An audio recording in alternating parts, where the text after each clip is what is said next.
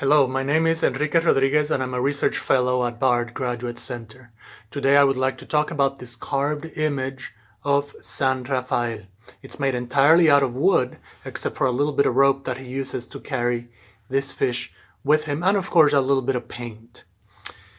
Carving images of saints is a very old tradition in Puerto Rico, and it's interesting because it used to be that people had their saints blessed and they used them at home for prayer. Today, people don't use them for prayer that much anymore, but people have started collecting them for their beauty and they use them at home to decorate.